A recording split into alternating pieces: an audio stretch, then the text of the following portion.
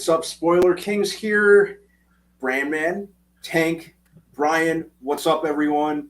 Still in October, the month of Halloween, reviewing a ton of retro Halloween movies. This time we're here with you for the original 1985 Fright Night. Woo! One of my personal favorites. I don't know about you guys. I absolutely love this one. All-time favorite of mine. Going to start out with a little synopsis for you guys. Awesome. All right.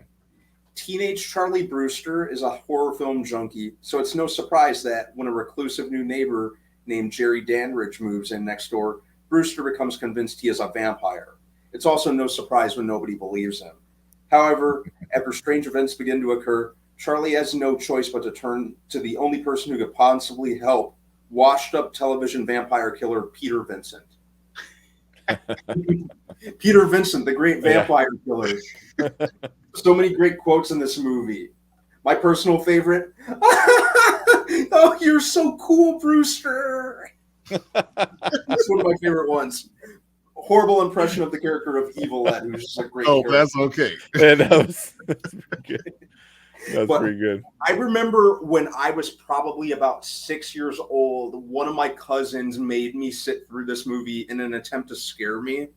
And much to his surprise, it did not scare me. I think the worst that happened is maybe like one or two parts kind of grossed me out, and I had a little bit of trouble eating lunch after. But that was about it. But no, the great thing about Fright Night to me is it's not a scary movie in the conventional sense. It's got this very hokey kind of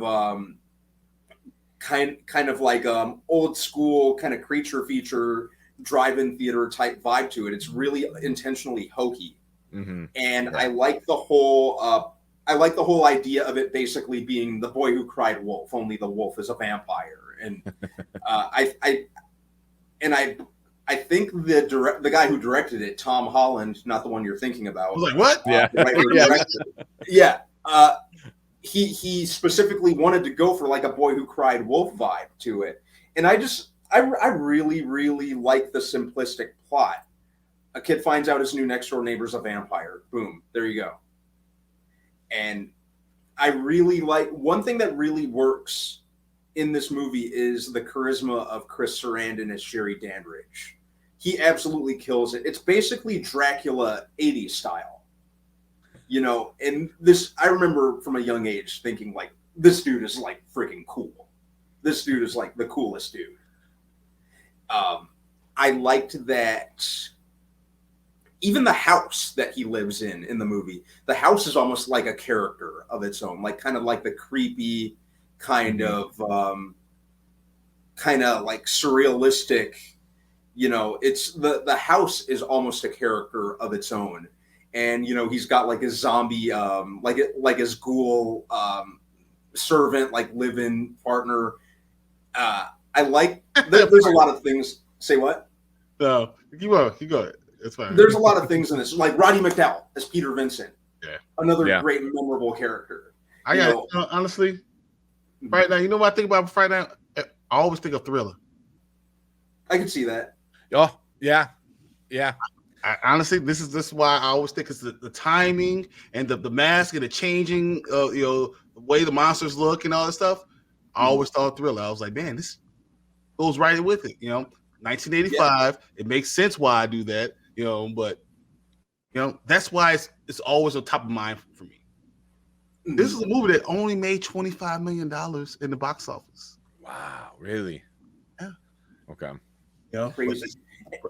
But once again, multiply it by 3 or 4 to understand what that means today. Yeah. Yeah. And the funny thing about Fright Night, I still think, even though it's got like a strong enough cult following, sometimes you'll come up to a person and bring up Fright Night. They'll be like, "What's that?" You know. Well, they think of what's his name, the new one, the remake. The remake. Yeah. Like no. Go back before you were born. Yeah, like I remember hanging out with. I don't remember if I was on a date or what, but like the topic came. I think I was on a date. And the topic came to movies, and we both liked horror. And I go, well, one of my favorite ones, have you seen Fright Night? And she goes, yes. I go, not the remake. She's like, oh, no then. It's a remake. But here's the point. Tank, how old are you? Oh shit! How old am I? 38. Brandon, how old are you? Same. I'm 37. Mm. You understand? That's why we understand. We know what Fright Night is, Mm. because Fright Night came out 37 years ago, guys. Yeah. Over 37 years ago. That's crazy. You know, Right. what's your first memory of Fright Night, Tank? For you. Man, I remember the thing that got me was the poster. It was Yeah. like a good scary movie had a good poster. This one had one of the best movie posters. I know that It's seems such a so cool poster. silly, but but that's the thing that especially back then, like that really draw me in, or drew me in was the poster. So I remember seeing the poster and then just I didn't realize, like I think what Brandon said, the goofiness of it or the silliness of it until it's got a lot of camp. It's very campy. It's very campy, and I think when I first saw it, I didn't appreciate it because I didn't know what that was. But then as I got older and I saw other campy kind of movies, especially campy horror film movies, then I was like, oh, okay, I this is why it's a good movie. Exactly. It's got like kind of that schlocky kind of creature feature vibe to it. Yeah. I like how it's set out to be intentionally cheesy. I love that. I love that about Fright Night. What do you think the budget is for Fright Night? That's got to be like $2 million. Yeah. $9 million. $9 million? $9 million? I did say 7, so I was close enough. You're close. Yeah. I can see that because they did have a lot of graphics. I mean, granted, they weren't like MCU level 2022 graphics, but back then, that was some good design stuff going on. So, yeah, definitely. I just love the whole vibe of the movie. I think it was just so much fun as a whole. I love that. Like I said, it was basically Dracula for the 80s. Especially when it comes to the character of. Where do you rank this movie among all the Halloween movies then? My personal list. Yeah. Just yours. Yeah. This is a solid. Dude, this is probably like number 2 for me. Wow. Okay. This is probably my second one that I must watch every Halloween. All right, Tank, what about you? Yeah, I knew his was going to be high. I didn't know it was going to be that high. Holy crap. But this is... I love Fright Night. When I say I love Fright Night. Yeah. It's in my top 20 probably of like classic horror films. I'll probably say somewhere around 15. I'll give top 15. I'll probably make that list. I was going right around. I was numbering them right now. It is number 17 for me. Yeah. Number 17. Behind like Beetlejuice and, Halloween. I think behind like Evil Dead, because I'm thinking campy movies. But also, I have Evil Dead zombie movies too. I have zombie movies too, so that's understand. I have it that low, but I have zombie movies in there because Day of the Dead is like one of the greatest movies of all time. So it is what it is. Yeah. So, but I mean, it's definitely I think it's a must watch. If you've never seen the original, I think it's a must watch for 100%. I feel so compelled to ask this because we have been bringing up the original. What did everyone think of the remake? I think I saw it once on TV, and I just remember like not being impressed by it. Yeah, I think I'm very. Granted, I didn't hate it. Mm-hmm. I didn't hate the remake. But I would say I kind of have a love-hate relationship with it. Mm-hmm. I think that it kind of took itself a little too seriously. It went out of its way to kind of prove that it was cooler and more culturally relevant than the original. I think too many of the characters. They even made the character of Charlie Brewster a bit of a dickhead. Like 15 minutes in, like I wanted to punch the dude. And you're kind of conned into rooting for him because the character of Jerry Dandridge is a slightly bigger dick in the remake. I think when you have classic movies, it's very difficult to do remakes of it. Definitely. When a movie is thought of top 20 of its genre, That's where we are. We're talking about top 20 of this genre. It's really hard to remake it. Like if they made a new Nightmare on Elm Street, everyone would hate it. Mm-hmm. You know, you make a new. They did. Well, they did do that. They did do that. Everyone's looking like, what the hell are you thinking? You know, like this is what you can't do these things. These Exorcists.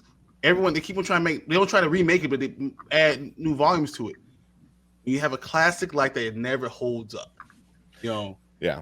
Can't remake these things. Yeah, it's a very, very, very rare occasion that a remake is as good. I want to say never better, but at least as good as the original classic. So, can you think of one?